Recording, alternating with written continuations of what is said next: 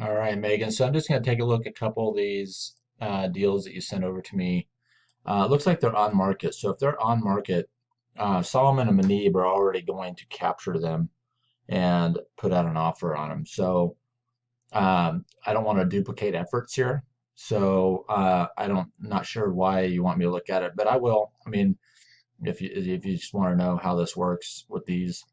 So but I just recommend if you run across something that's on market, just email it to them and let them deal with it. Because if it's on market, they're logging in every day and pulling out these type of properties and making offers on them.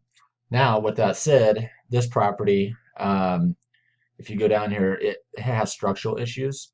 So we typically shy away from structural projects just because the market for those, there's just a handful of investors that really work with those. And when I try to sell these with structural, 95% of my database is just not interested. They don't know how to handle structural. So I typically don't mess with these. Um, but we can take a look at it here real fast so you can see how I comp this out. Let me go ahead and get this set up and I'll be right back. All right, so this area of town is actually pretty easy to comp.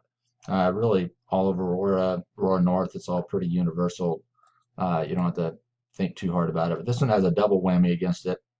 It has structural, and then it also backs a busy street. So probably not going to mess with this. Solomon probably, through the training that I've given him, is probably just going to pass on this one. Um, but we would we would probably be an ARV of around 420, 425, something like that. Maybe like, yeah, 420, 425, somewhere around there, just based on square foot of the property. Let's take a look at this 407. This is a very similar property. So after looking at that, yeah, so we'd probably be at 405, 410 on this ARV.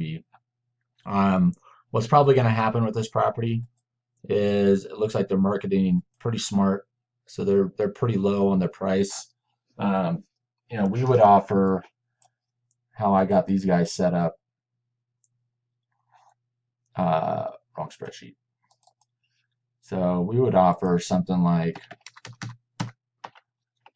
we definitely be up there. So we'd probably bid this one if we were going to bid on it.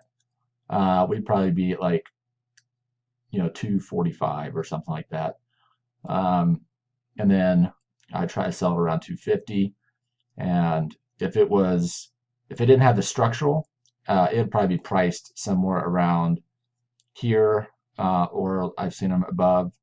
But we would probably, if it didn't have the structural, we'd probably be coming in right around here.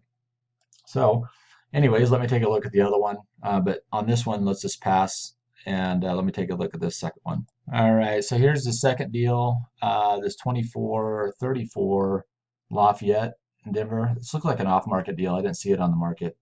Looks like it has a total square footage of about 1,100 square foot.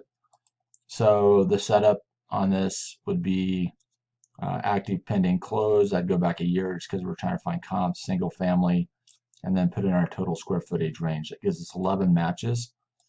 Now I'm not seeing 560. I see the very highest at 540, and that's a 1,300 square foot house.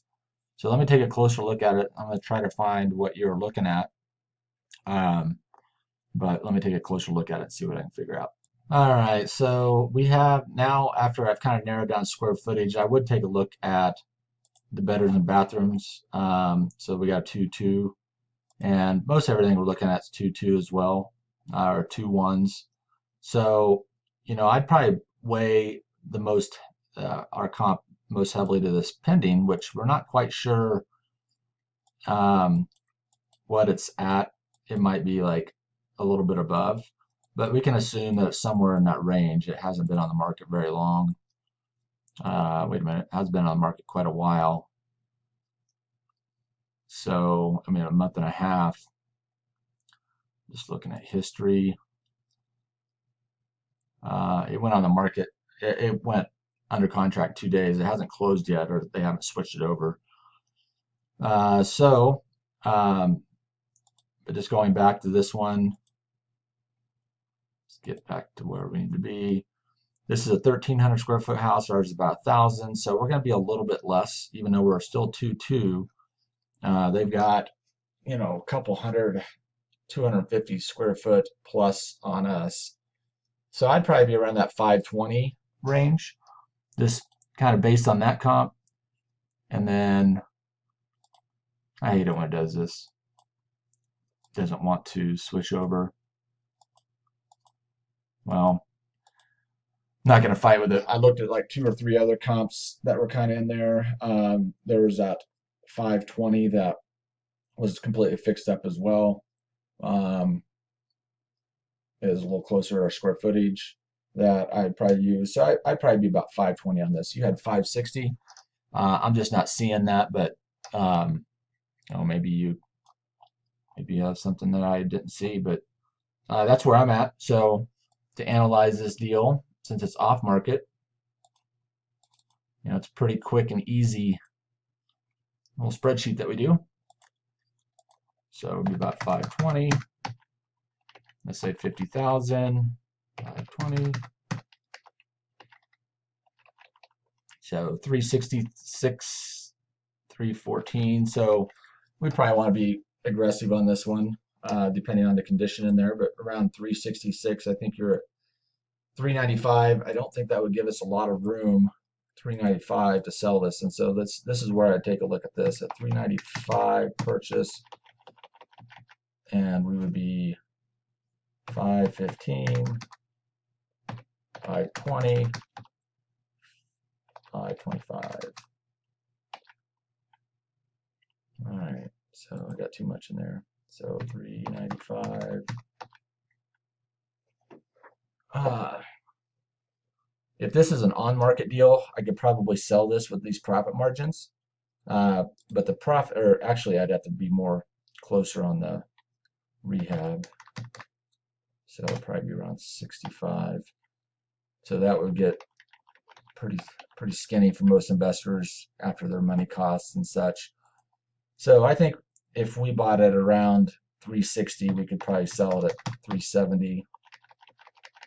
And that would put us in this range of where I believe I would be able to sell it. I actually probably could mark it up a little bit more. And that's kind of the range we'd want to be. So yeah, so we would want to be kind of that 360 purchase price in order for this to work. So hopefully that helps, and we'll keep moving along.